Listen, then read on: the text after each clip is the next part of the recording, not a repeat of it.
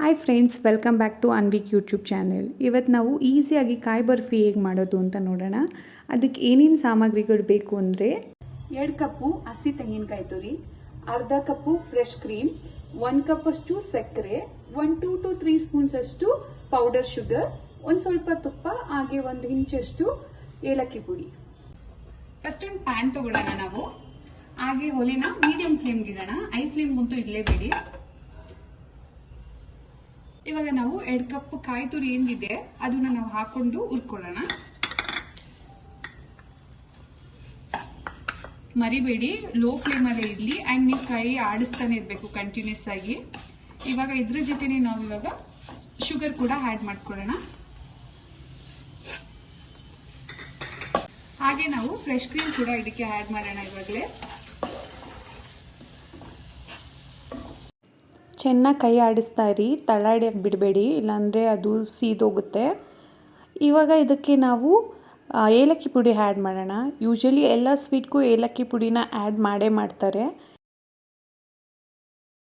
ಒಂದು 10 to 15 minutes ಹೀಗೆ medium ಫ್ಲೇಮಲ್ಲಿ ನಾವು ಈ ಥರ ಹುರ್ಕೊಬೇಕು. ಇಲ್ಲಾಂದರೆ ಗೋಲ್ಡನ್ ಬ್ರೌನ್ ಆಗೋವರೆಗಾದ್ರೂ ನಾವು ಇದನ್ನು ಹುರ್ಕೊತಾನೆ ಇರಬೇಕು. ಹೀಗೆ ಕಂಟಿನ್ಯೂಸ್ ಆಗಿ ಮೀಡಿಯಂ ಫ್ಲೇಮಲ್ಲೇ ಇರಲಿ. ಹಾಗೆ ಕೈ ನಾವು ಆಡಿಸ್ತಾನೆ ಇರಬೇಕು, ಇಲ್ಲಾಂದರೆ ಸೀದೋಗುತ್ತೆ. ಇವಾಗ ನೀವು ನೋಡ್ತಾ ಇರ್ಬೋದು ಬಾಣಲಿ ಬಿಟ್ಟಿದೆ. ಇವಾಗ ಇದು ಆಗಿದೆ ಅಂತ ಅರ್ಥ. ಇವಾಗ ನಾವು ಇದನ್ನು ಆಫ್ ಮಾಡ್ಕೊಳ್ಳೋಣ. ಇದನ್ನ ಕೆಳಗಿಟ್ಕೊಂಡು ಇವಾಗ ನಾವು ಇದಕ್ಕೆ ಸಕ್ಕರೆ ಪುಡಿ ಆ್ಯಡ್ ಮಾಡ್ಕೊಳ್ಳೋಣ. ಆ್ಯಡ್ ಮಾಡಿಕೊಂಡು ಚೆನ್ನಾಗಿ ತಿರ್ಗಿಸ್ಕೋಬೇಕಿದೆನ. ತಟ್ಟೆಗೆ 1 ಸ್ಪೂನ್ ಅಷ್ಟು ತುಪ್ಪ ತಗೊಂಡು ಅದನ್ನ ತಟ್ಟೆ ಫುಲ್ ಈ ತರ ಗ್ರೀಸ್ ಮಾಡ್ಕೊಳ್ಳಿ.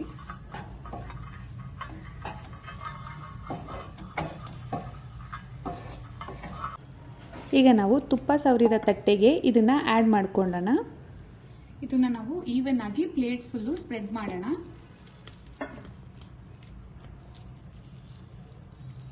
ಈ ರೀತಿ ಈವನ್ ಆಗಿ ಸ್ಪ್ರೆಡ್ ಮಾಡಿಕೊಂಡು ನಾವು ಇದನ್ನು ಸ್ವಲ್ಪ ಕೂಲಾಗಿ ಬಿಡೋಣ.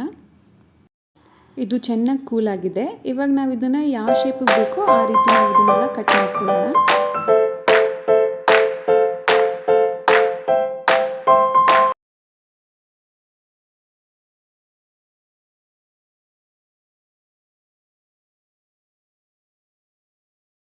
ಇದನ್ನು ನಾವು 3 to 4 ಡೇಸ್ವರೆಗೂ ಸ್ಟೋರ್ ಮಾಡ್ಬೋದು.